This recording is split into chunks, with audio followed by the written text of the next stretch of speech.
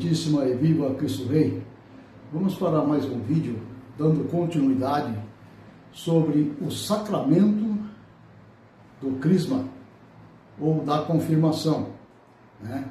Esse é o terceiro vídeo, né, que nós vamos fazer, né, falando sobre o sacramento do crisma ou confirmação.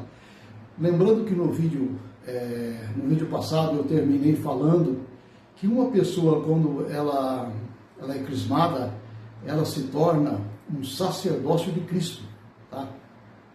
Um soldado de Cristo, perdão. Por quê? Porque ela recebeu, tá? A igreja deu autorização para ela defender a fé. E Chesterton, também eu comentei no vídeo passado, Chesterton, ele fala que o soldado na guerra, ele luta não porque ele odeia, né, o que está do outro lado, o inimigo, né? Não porque ele odeia o que está do outro lado, mas é porque ele ama o que está atrás dele, o que ele está defendendo. Então, meus irmãos, o soldado de Cristo, ele vai defender a fé. O soldado de Cristo, ele vai defender a fé não porque ele odeia os hereges. O soldado de Cristo, ele vai defender a fé não porque ele odeia os pagãos, mas o soldado de Cristo, ele vai defender a fé porque ele ama Jesus Cristo, nosso Senhor. Tá? Então, para darmos continuidade ao centro desse sacramento, que nós precisamos entender, tá? Nós precisamos procurar entender, e ele foi bastante deturpado nessas últimas décadas, tá? Foi bastante deturpado nessas últimas décadas. Então, o sagrado do crisma ou confirmação, tá? Ele é um sacramento que nos confere, né? Que nos confere um caráter da vida adulta espiritual, tá? Isso nós falamos também no vídeo passado, no vídeo do batismo também, né? Nós vimos que a infância espiritual é o batismo. Nós falamos isso no vídeo passado, tá? No vídeo passado. Como se fôssemos uma criança, mesmo que sendo adulto, tá? Mesmo sendo adulto, mas só alcançamos a plenitude, a vida matura, tá? A vida matura espiritual nos sacramentos, quando nós recebemos o sagrado crisma, tá? Aí nós recebemos a vida adulta espiritual. Ele nos torna adultos espiritual, tá? E nós vamos receber aqui a plenitude dos dons do Espírito Santo. Nós falamos também no vídeo passado, nós vamos receber a plenitude dos dons do Espírito Santo, que nós já havíamos recebido no batismo. Tá? Esses dons que nós analisamos no vídeo passado, tá? Eles vão ser agora um patamar mais elevado, tá? Eles vão chegar à plenitude da vida, tá? A plenitude da vida. Assim como na vida física, nós somos criancinhas, né? Somos criancinhas e depois nós atingimos a vida adulta, né? Todo adulto já foi criança. Então, essa plenitude espiritual equivale a esses dois sacramentos, tá? Nós comentamos também no vídeo passado, né? Nós vimos o quê? Nós vimos que são sacramentos distintos. O crisma e o batismo são sacramentos distintos um do outro, né? Ainda que no Oriente os dois sacramentos eles sejam dados de formas concomitantes, ou seja, eles são dados ao mesmo tempo, tá? Nós vimos que no rito de São João Crisóstomo, né, bem lembrando São João Crisóstomo, o recém-nascido ele recebe o batismo e logo em seguida ele recebe o sagrado crisma. Agora, a Igreja de Roma, ela adotou um modelo de espera, tá? Uma espera de certa consciência. E com isso, né, torna inválido o batismo? Não torna inválido, né? Quem foi batizado foi batizado, né? Quem assumiu o crisma quando criancinha, recebeu o crisma quando criança, ele está crismado, perfeitamente crismado, tá? Bom, não é inválido. Mas a igreja romana, ela sempre entendeu o quê? Ela sempre entendeu que é preciso esperar um certo entendimento. O indivíduo que vai receber, ele tem que ter um certo entendimento, ou seja, a idade da razão. Para quê? Para que esse sacramento seja recebido. Na hora que recebemos esse sacramento, ele como todo sacramento, tá? Ele tem uma graça. Ele tem uma graça geral e uma graça específica. Tá? E essa graça específica, ela justamente nos dá a força, né? A força o quê? A força necessária para o combate cristão na nossa vida. Tá? Ela nos dá essa força para o combate cristão na vida. Por isso a igreja nomeou essa graça, tá? Esse caráter que o sacramento nos confere. Nos dando o quê? Ele nos dá um investimento. Por que investimento? Porque nós somos investidos na condição de soldados de Cristo. Tá? E isso é uma linguagem muito simples, né? Uma linguagem simples de entender. Né? Então, esse vai ser o centro, tá? O centro da nossa conversa, tá bom? Vai ser o centro da nossa conversa sobre o sacramento do Sagrado Crisma, ou confirmação, tá bom? Só que antes de nós chegarmos ao entendimento dessa graça, tá? Que essa graça que nos torna soldados de Cristo, nós temos que passar por algumas situações. Vamos passar por algumas situações próprias do sacramento. Lembrando que no vídeo passado, que falamos, lembra? Do óleo, da matéria e da forma. Tá? Agora aqui, nesse vídeo, nós vamos falar do rito propriamente, tá? Do rito propriamente dito, realizado pelo bispo, tá? Realizado pelo bispo, e também o significado dele, beleza? Então vamos lá. Então a primeira coisa que nós vamos ver é as condições requeridas, tá bom? As condições requeridas. O Sagrado Crisma é um sacramento que pode ser dado a qualquer pessoa, tá? Mas numa condição, desde que seja batizada. Essa pessoa tem que estar batizada. Não pode receber antes do batismo, não pode receber o crisma antes do batismo. Tá? O batismo, ele é um pré-requisito. Tá? O batismo é um pré-requisito. Qualquer pessoa batizada, em tese, tá? Em tese, pode receber o crisma. Só que a igreja, além disso, ela pede que seja, que haja no indivíduo algum tipo de vontade. Nem que isso seja implícito, tá? Mas tem que ser a vontade, tem que ter a vontade ali. Tá? Nem que foi implícita, mas tem que ter a vontade. Tá? E que haja uma vontade livre e perfeita. A vontade livre e perfeita também no indivíduo. Todo indivíduo que receber esse sacramento, ele deve o quê? Ele deve estar na idade da razão. Tá? Na idade da razão. E o ideal é que receba esse sacramento também em estado de graça. Nós já falamos isso aqui no anterior também. Tá? Receba em estado de graça. Ainda que se receber em pecado, cometeria um sacrilégio também, foi falado no vídeo passado. Mas não deixaria de receber o sacramento. Você lembra? Em pecado grave, não deixaria.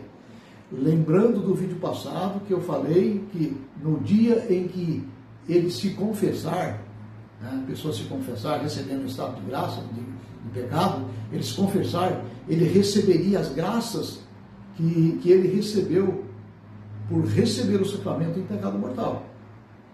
É só depois da confissão que ele vai receber as graças. Não começa a agir no momento. Mas o caráter que imprime na alma de um crismado, isso vai ser realizado pelo próprio ato do sacramento. Tá? Acho que está dando para entender, né? Porque senão, meus irmãos, não seria sacramento, né? Ex quis operato, ou seja, ele se realiza por si mesmo.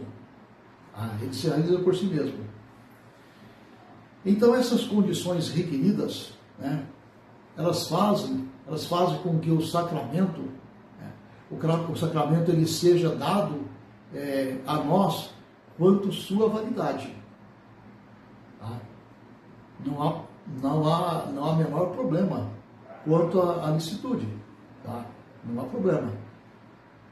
Às vezes pode acontecer, como já falamos antes, né? Agora, inclusive no vídeo passado, nós já falamos antes, pode acontecer que algumas situações, como essa de sacrilégio, tá? Não era lícito a pessoa receber, mas ele recebeu. E depois foi corrigido, tá? Foi corrigido pela graça, pela confissão sacramental. Tá? Reforçando mais uma vez. Mas o ideal é que a pessoa tenha consciência de que ela está recebendo. Ela tem consciência do que ela está recebendo. Tá? Outra coisa que a igreja pede também é que haja uma instrução ao crismando, aquele que vai receber o crisma. Ou seja, ele precisa estudar aquele sacramento. Tá? Ele precisa estudar aquele sacramento que ele vai receber.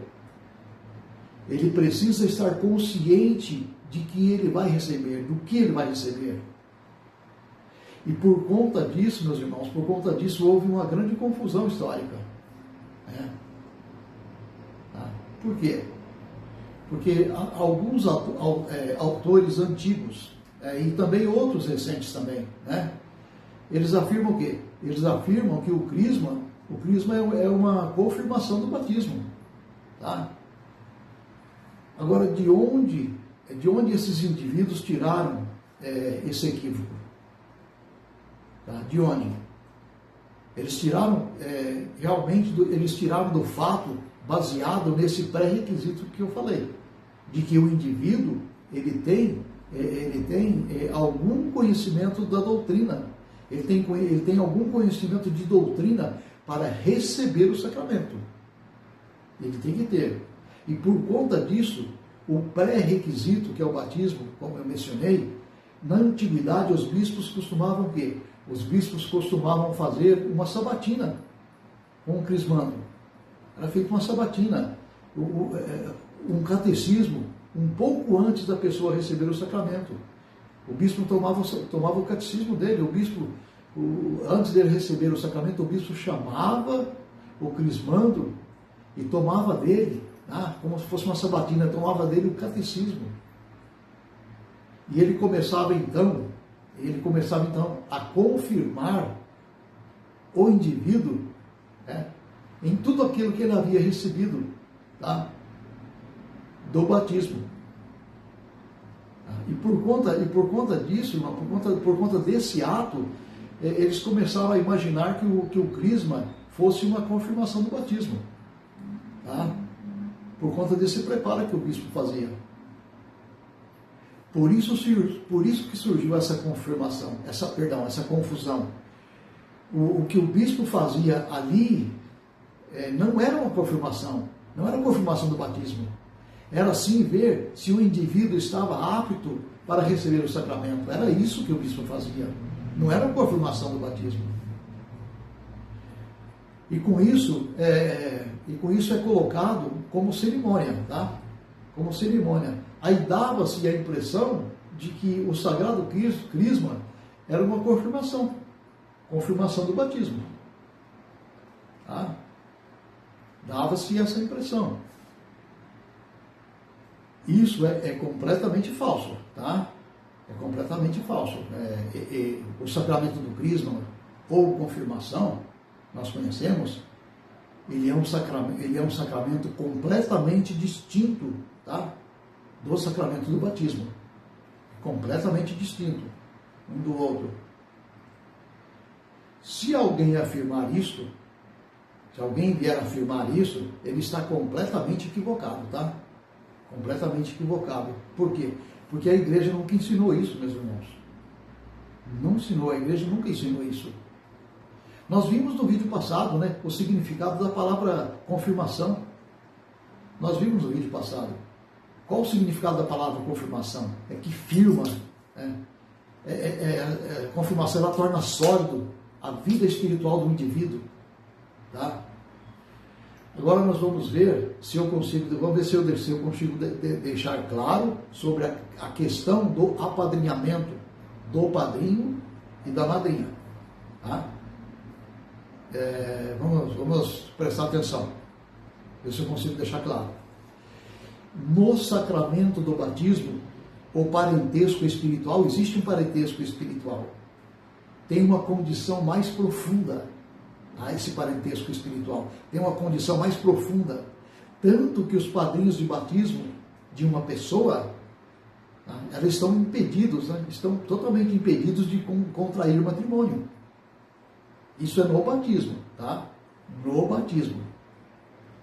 Só que, curiosamente, até o século XVI, esse impedimento também, havia esse impedimento também por parte dos padrinhos de crisma ou confirmação. Até o século XVI havia esse impedimento. Mas, posteriormente, a igreja desfez isso. A igreja desfez isso explicando o seguinte, que o padrinho de crisma, não é que eles não têm um parentesco espiritual, eles têm um parentesco espiritual, mas não é o mesmo do batismo. Tá? Não é o mesmo do batismo. E com isso, logo, não há impedimento de matrimônio entre o crismando e o seu padrinho ou madrinha. Não há esse impedimento. Ainda que a prática pede que o padrinho seja o mesmo sexo, seja do mesmo sexo que o crismando. A prática pede isso. Agora, na falta de um padrinho do mesmo sexo, pode-se escolher um padrinho do sexo oposto. Tá? Pode. Não é proibido, não. Tá? Isso não é proibido. Na falta de um, pode escolher o outro. No caso do batismo, há impedimento de matrimônio. Não pode haver matrimônio. Não pode haver matrimônio entre os padrinhos e seus afilhados. Não pode. Porque o parentesco espiritual é muito grande. Agora, quem eu devo escolher para ser meu padrinho de crisma? Existe um critério. O critério é: o padrinho ou a madrinha tem que ser crismada. Tá? E se não for? Se não for, a igreja toma aí uma solução interessante. Né? Interessante a solução que a igreja toma, né? Porque se não for, o padrinho, ele entra na fila do crismando, né? Também. Ele se crisma e volta para a fila e crisma o seu afilhado. E pode ser isso? Pode. Isso pode. Mas preste atenção, no momento que o padrinho estiver ali, te acompanhando, ele precisa estar crismado. Tá? Ele precisa estar crismado para ser seu padrinho. Agora, o segundo requisito,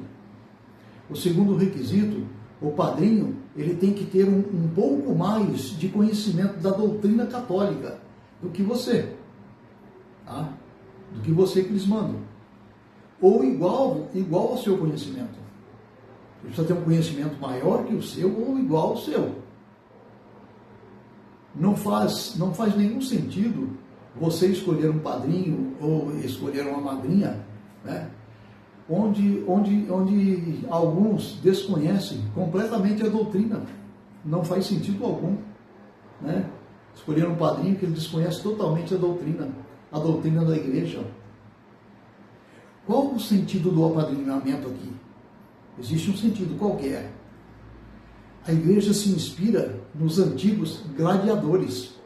Olha que interessante, ela se inspira nos gladiadores, antigos gladiadores. Todo gladiador tinha o seu mestre de gladiador, que ensinava o indivíduo a lutar. Né? Então, toda vez que ele entrava no circo romano, tá, ele recebia ali um padrinho que iria o quê? Que iria instruí-lo ao combate. Agora, é bom saber que a igreja acabou com o circo de gladiadores. Ela extinguiu, ela acabou, né? Mas ela pegou esse exemplo. Se você vai para o combate, você precisa de um padrinho que te ensine como combater. Um padrinho que te ensina a combater. O sentido é esse, meus irmãos. O sentido é esse. Agora, quem eu vou escolher para padrinho ou madrinha de crisma? Quem eu vou escolher? Você vai escolher alguém que combata melhor do que eu, melhor do que você. Ou combata como eu combato. Ou você vai escolher alguém que combata como você. Senão não faz sentido. E infelizmente tem pessoas que escolhem por questão afetiva. E com isso acaba não levando em consideração isso que eu estou falando aqui agora, que eu falei que é algo de extrema importância. Né? E até mesmo acontece de escolher não sendo católico, ou não sendo crismado. Aí não tem condições, meus irmãos. Aí não tem como, não tem jeito. Até porque o papel dos padrinhos é ensinar como você vai lutar. Tá? E é uma responsabilidade. Tá? É uma responsabilidade, não como do batismo. O do batismo é uma responsabilidade maior. A responsabilidade do padrinho do batismo é maior. Tá? Então, escolhidos os padrinhos, né? Todos os requisitos ali pedidos para a igreja são preenchidos, né? São preenchidos todos os requisitos. Agora chegou a hora da cerimônia.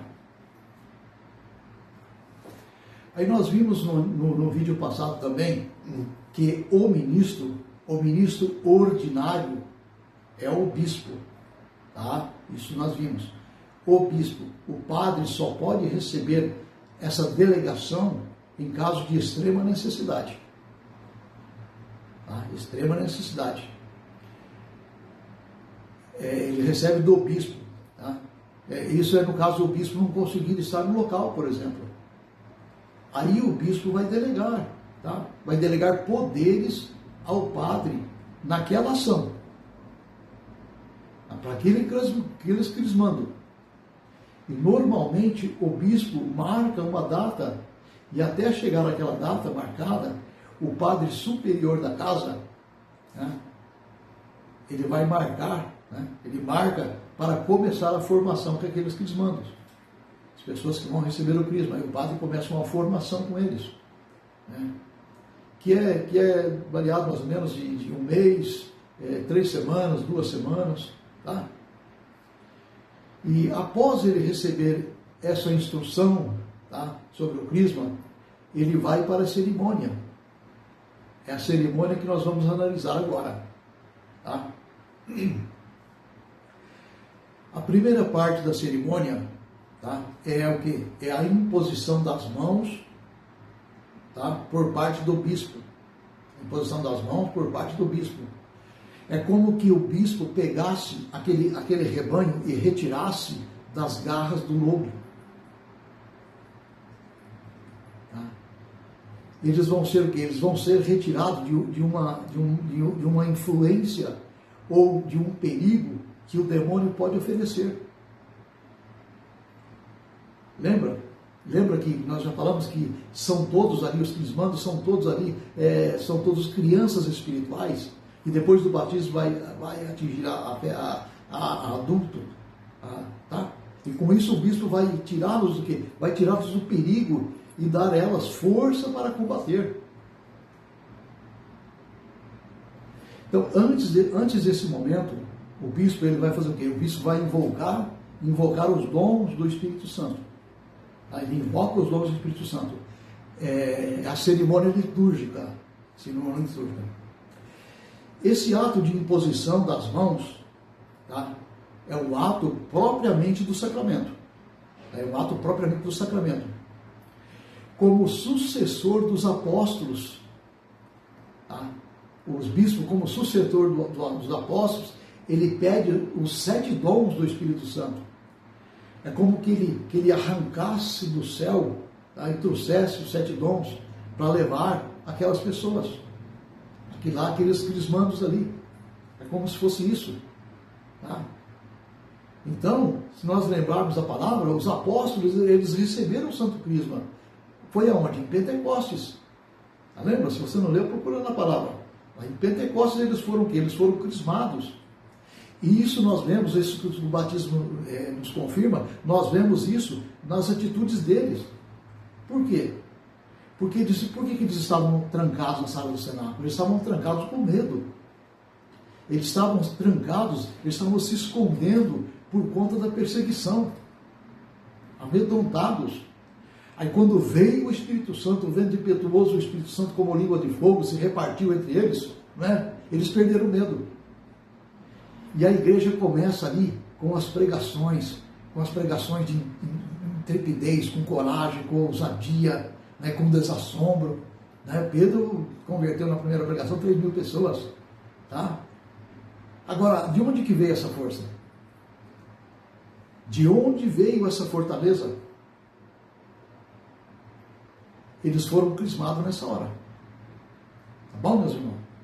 Eu espero que tenha contribuído um pouco para a gente aumentar a nossa fé, conhecer mais aí os sacramentos, né? E no próximo vídeo nós concluiremos, tá? No próximo vídeo a gente conclui esse assunto nosso sobre o batismo, sobre o crisma ou confirmação. Tá bom? Deus abençoe, salve Maria Santíssima e viva Cristo Rei, e até o próximo vídeo, se assim Deus permitir. Amém? Deus abençoe.